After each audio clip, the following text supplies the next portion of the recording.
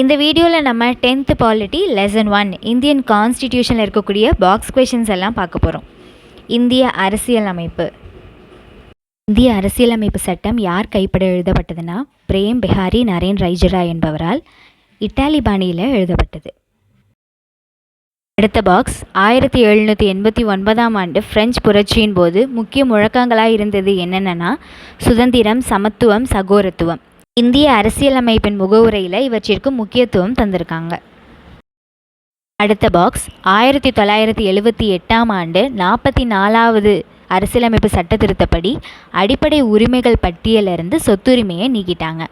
அந்த சொத்துரிமை பிரிவு 31 இருந்துச்சு. இது இந்திய அரசியலமைப்பு சட்டம் பகுதி 12 பிரிவு 300A கீழ் ஒரு சட்ட உரிமையாக வைக்கப்பட்டுள்ளது.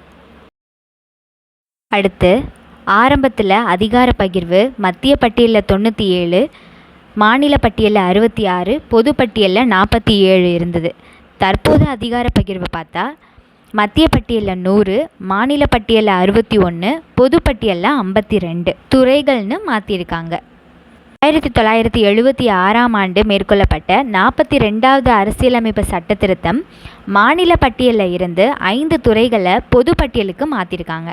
அது என்னென்னா கல்வி, காடுகள், எடைகள் மற்றும் அளவுகள், பறவைகள் மற்றும் வனவிலங்கு பாதுகாப்பு மற்றும் உச்சநீதிமன்றம், உயர்நீதிமன்ற அமைப்புகளை தவிர பிற நீதிமன்றங்களின் நீதி நிர்வாகம், இது எல்லாத்தையும்.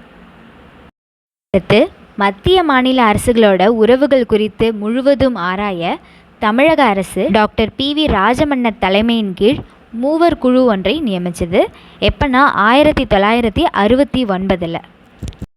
அடுத்து 2004ஆம் ஆண்டு இந்திய அரசு செம்மொழிகள் அப்படிங்கிற புதிய வகைப்பாட்டை ஏற்படுத்த தீர்மானித்தாங்க. அதன்படி இதுவரைக்கும் 6 மொழிகள் செம்மொழி தகுதியை பெற்றிருக்கு. அதில் முதல் மொழியாக நம்ம தமிழ்மொழி 2004 செம்மொழியாக மாறினுச்சு. அடுத்து சமஸ்கிருதம் 2005, தெலுங்கு, கன்னடம் 2008, மலையாளம் 2013 மற்றும் ஒடியா 2014 செம்மொழி தகுதியை பெற்றிருக்கின்றன. நெக்ஸ்ட்டு சிறு அரசியலமைப்பு அப்படின்னு சொல்கிற சட்ட திருத்தம் எதுனா 42வது சட்ட திருத்தத்தை தான். நெக்ஸ்ட்டு சமத்துவ உரிமை பற்றி சொல்லக்கூடிய சட்டப்பிரிவுகள் பிரிவு 14 முதல் பிரிவு 18 வரை. பிரிவு 14 என்ன சொல்லுதுன்னா சட்டத்தின் முன் அனைவரும் சமம். பிரிவு 15 பாகுபாட்டை தடை செய்ய சொல்கிறாங்க. என்னென்னா மதம், இனம், சாதி, பாலினம் மற்றும் பிறப்பிடம் இவற்றின் அடிப்படையில் பாகுபடுத்துவதை தடை செய்தல். பிரிவு 16 பொது வேலைவாய்ப்புகளில் சம வாய்ப்பளிக்கிறது. பிரிவு 17 தீண்டாமையை ஒழிக்கிறது. பிரிவு 18 இராணுவ மற்றும் கல்விசார் பட்டங்களை தவிர மற்ற பட்டங்களை நீக்கிறது. இரண்டாவதா சுதந்திர உரிமை. இது சட்டப்பிரிவு 19 சட்டப்பிரிவு 22 வரை இருக்குது. சட்டப்பிரிவு 19 எதுக்குன்னா பேச்சுரிமை, கருத்து தெரிவிக்கும் உரிமை, அமைதியான முறையில் கூட்டம் கூடுவதற்கு உரிமை, சங்கங்கள், அமைப்புகள் தொடங்க உரிமை, இந்திய நாட்டிற்குள் விரும்பிய இடத்தில் வசிக்கும் மற்றும் தொழில் செய்யும் உரிமை.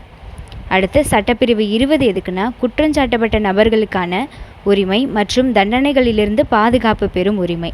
அடுத்து பிரிவு 21 வாழ்க்கை மற்றும் தனிப்பட்ட சுதந்திரத்திற்கு பாதுகாப்பு பெறும் உரிமை. சட்டப்பிரிவு 21A தொடக்க கல்வி பெறும் உரிமை. சட்டப்பிரிவு 22 சில வழக்குகளில் கைது செய்து தடுப்பு காவல் வைப்பதற்கு எதிரான பாதுகாப்பு உரிமை. மூன்றாவதா சுரண்டலுக்கு எதிரான உரிமை. இதில் 2 சட்டப்பிரிவு தான் இருக்குது. சட்டப்பிரிவு 23 மற்றும் சட்டப்பிரிவு 24. சட்டப்பிரிவு 23 எதுக்குன்னா கட்டாய வேலை, கொத்தடிமை முறை மற்றும் மனித தன்மையற்ற வியாபாரத்தை தடுத்தல். சட்டப்பிரிவு 24 எதுக்குன்னா தொழிற்சாலைகள் மற்றும் ஆபத்தான இடங்களில் குழந்தை தொழிலாளர் முறையை தடுத்தல். அடுத்து 4வதா சமய சார்பு உரிமை. இதில் சட்டப்பிரிவு 25 சட்டப்பிரிவு 28 வரைக்கும் இருக்குது. சட்டப்பிரிவு 25 எதுக்குன்னா எந்த ஒரு சமயத்தினை ஏற்கவும் பின்பற்றவும் பரப்பவும் உரிமை. சட்டப்பிரிவு 26 சமய விவகாரங்களை நிர்வகிக்கும் உரிமை. சட்டப்பிரிவு 27 எந்த ஒரு மதத்தையும் பரப்புவதற்காக வரி செலுத்துவதற்கு எதிரான சுதந்திரம். சட்டப்பிரிவு 28 மதம் சார்ந்த கல்வி நிறுவனங்களில் நடைபெறும் வழிபாடு மற்றும் அறிவுரை நிகழ்வுகளில் கலந்து கொள்ளாமல் இருக்க உரிமை. 5வதாக கல்வி கலாச்சார உரிமை. இதோட சட்டப்பிரிவு 29 மற்றும் 30. சட்டப்பிரிவு 29 எதுக்குன்னா சிறுபான்மையினரின் எழுத்து, மொழி மற்றும் கலாச்சார பாதுகாப்பு. சட்டப்பிரிவு 30 எதுக்குன்னா சிறுபான்மையினரின் கல்வி நிறுவனங்களை நிறுவி நிர்வகிக்கும் உரிமை.